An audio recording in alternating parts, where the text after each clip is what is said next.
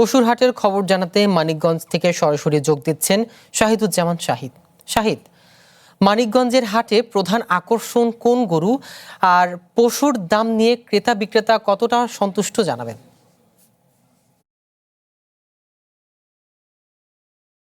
সিয়াম যেমনটি বলছিলেন, মানিকগঞ্জের হাটগুলোতে কিন্তু ব্যস্ততা কিন্তু বেড়ে গিয়েছে, কিন্তু আজকে যে সকালের যে চিত্র, আমি এখন দাঁড়িয়ে আছি মানিকগঞ্জের পদ্মা যমুনা বেষ্টিত আরিচা যে গরুর হাট, সেই গরুর হাটে। এখানে কিন্তু এখন গরুর উপস্থিতি এখনো শুরু হয়নি। আপনি একটু যদি জানিয়ে রাখতে চাই, প্রতিদিন এই হাটে যে পরিমাণ গরু আসে, 500, 700, 1000 বা এরও অধিক যদি গরু আসে, প্রতিদিন কিন্তু এই হাট থেকে শেষ হয়ে যায়। উদ্বৃত্ত যে গরুগুলো থাকে এগুলো কিন্তু হচ্ছে রাজধানীর বিভিন্ন হাট বাজার এখান থেকে চলে যায়। এর জন্য কিন্তু সকালের চিত্রটা কিছুটা ভিন্ন। পাশাপাশি আবহাওয়া বৈরী থাকার কারণে কিন্তু এখনো কোনো গরু এসে পৌঁছয়নি, কিন্তু বেলা বাড়ার সাথে সাথে এই হাটটি কিন্তু কানায় কানায় পূর্ণ হয়ে যাবে। আমরা যদি একটু জানিয়ে রাখতে চাই, মানিকগঞ্জে এবছর বিভিন্ন গরু কিন্তু হচ্ছে আকর্ষণ কেড়েছে, তাদের হচ্ছে আকার আকৃতির দিক থেকে, তাদের নামের দিক থেকে।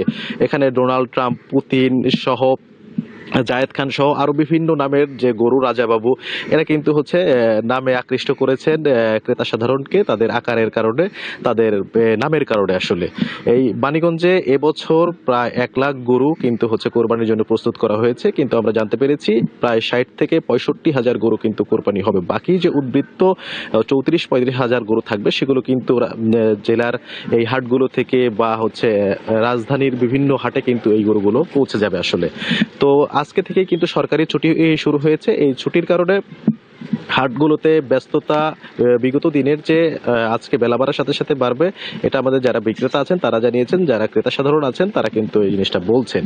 বাজার ঘুরে আমরা কয়েকদিন যেটা দেখলাম, এখানে কিন্তু ছোট গরু বা মাঝারি গরুর যে চাহিদা, এই চাহিদাটা কিন্তু বেশি রয়েছে।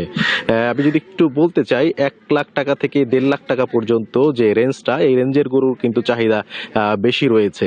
আজকে থেকে যেহেতু একটা চাপ এই গরুর বাজারগুলোতে পড়বে, সেক্ষেত্রে হচ্ছে ক্রেতা এবং বিক্রেতাদের ভিতরে এক ধরনের বার্গেনিং কিন্তু হবে। আর পাশাপাশি আমি একটু যদি বলে রাখতে চাই, মানিকগঞ্জে প্রায় অর্ধশতাধিক স্থায়ী এবং অস্থায়ী হাট কিন্তু জেলাব্যাপী বসেছে। এই হাটগুলোতে কিন্তু আইন শৃঙ্খলা পরিস্থিতি নিয়ন্ত্রণ করার জন্য পুলিশ কিন্তু কাজ করছে, পাশাপাশি সাদা পোশাকেও কিন্তু আইন শৃঙ্খলা রক্ষাকারী বাহিনী কাজ করছে। মানিকগঞ্জের সার্বিক পরিস্থিতি হাট এলাকা থেকে স্বাভাবিক রয়েছে, এটা আমরা বলতে পারি। তো বেলা বাড়ার সাথে সাথে পরিস্থিতি আমরা জানাতে পারবো আপনাদের। সিয়াম, মানিকগঞ্জ থেকে এই ছিল আমার কাছে গরুর হাটের সর্বশেষ তথ্য। ধন্যবাদ শাহিদ আপনাকে।